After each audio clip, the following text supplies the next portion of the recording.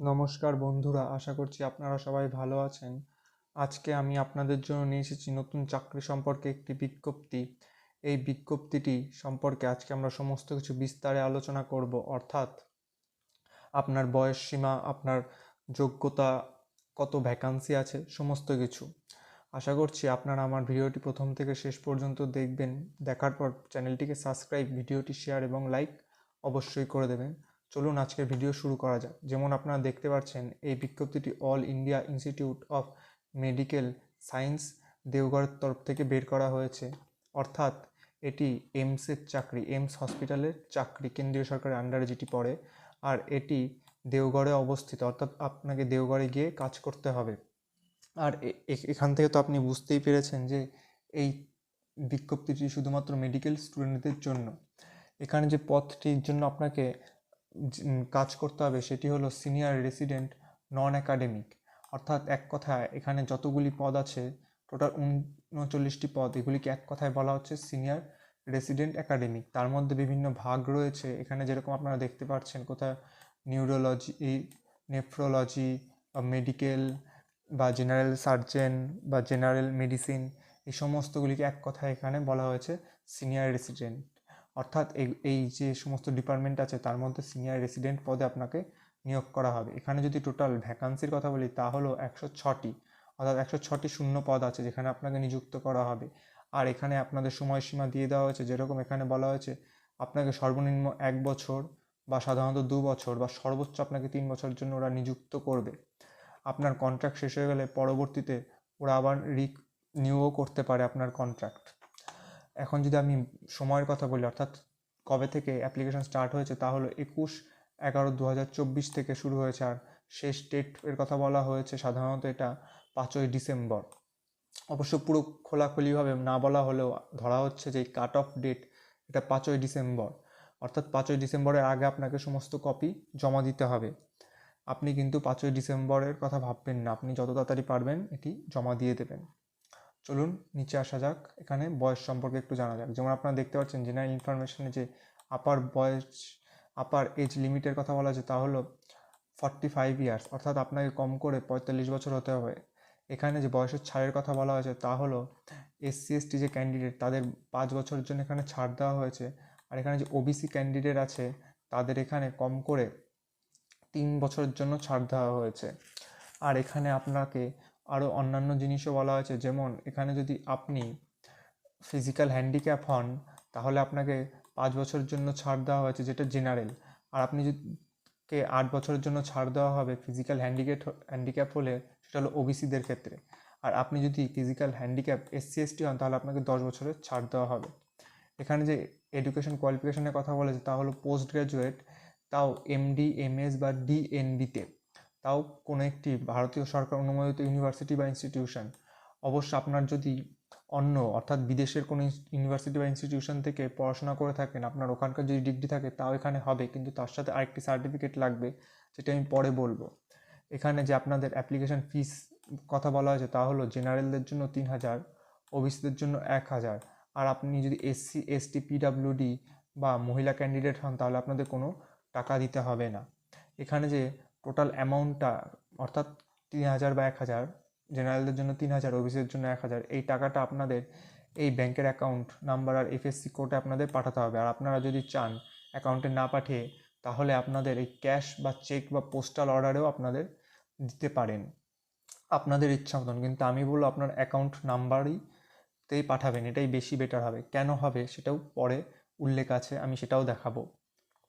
চলুন আরেকটু নিচে আসা যাক। যদি এখানে আমরা স্যালারির কথা বলি তাহলে এখানে দেখতে পাচ্ছেন আপনাদের লেভেল 11-এর অনুযায়ী স্যালারি দেওয়া হবে, তা হলো 67,800 টাকা প্রতি মাসে।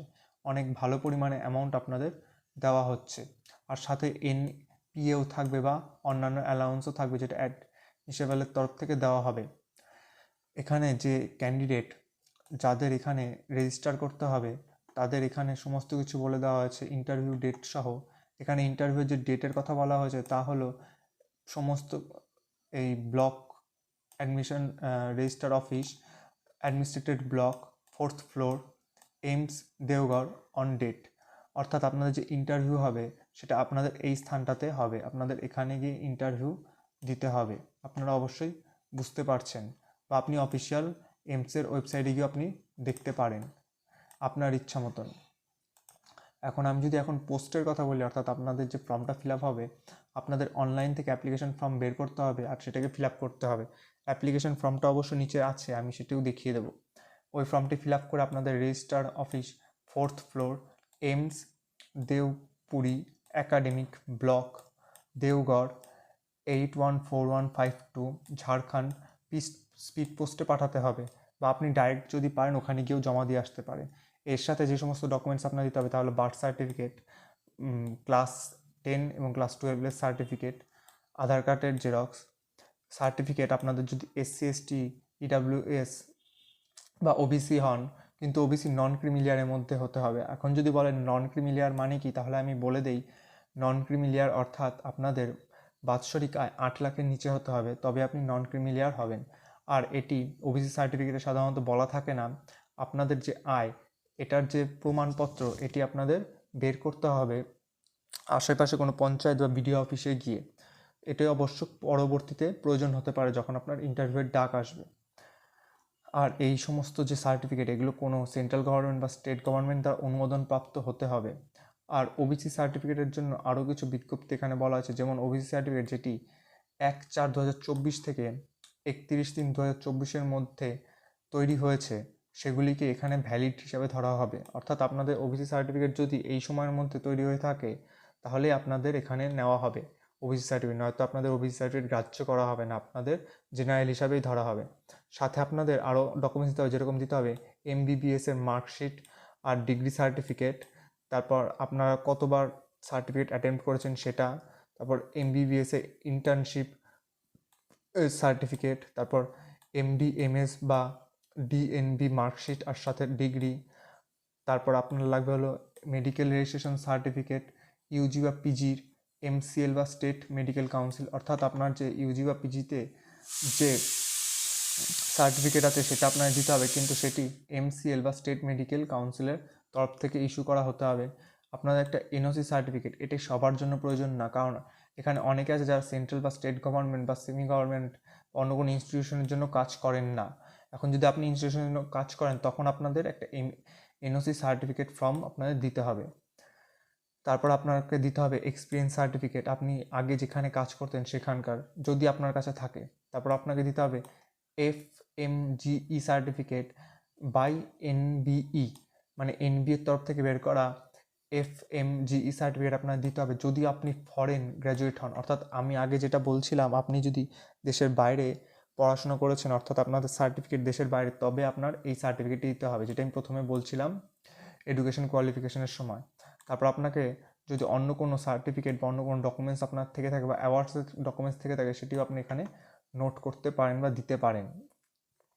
আপনাকে এখানে সমস্ত কিছু আপনি চাইলে এই ইমেল আইডির মাধ্যমেও সেন্ড করতে পারেন, কিন্তু আপনাকে বাই পোস্টও এখানে পাঠাতে হবে। আর আপনি চাইলে এখানে কন্ট্যাক্টও করে দেখতে পারেন।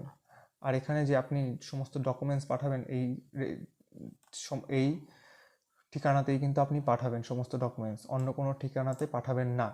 আশা করছি আপনি বুঝতে পারছেন।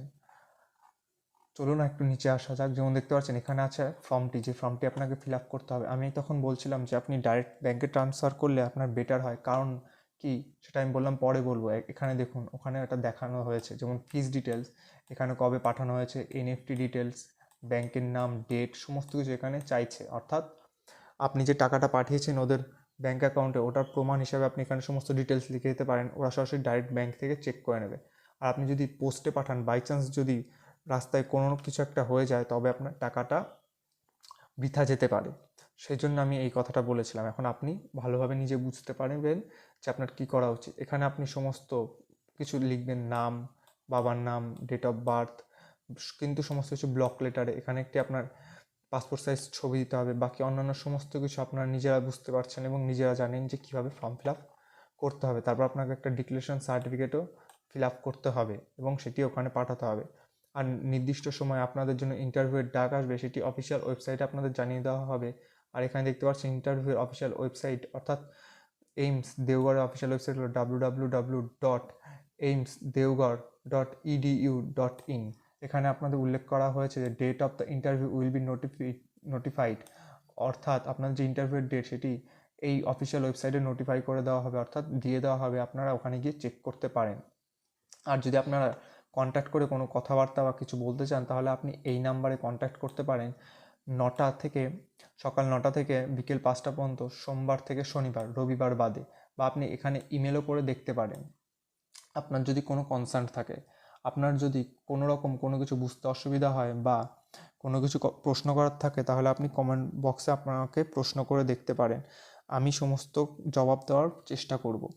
আশা করছি আমার ভিডিওটি আপনাদের ভালো লেগেছে। পরবর্তীতে আবার দেখা হবে অন্য কোনো নতুন বিজ্ঞপ্তি নিয়ে। আজকের জন্য এইটুকুই।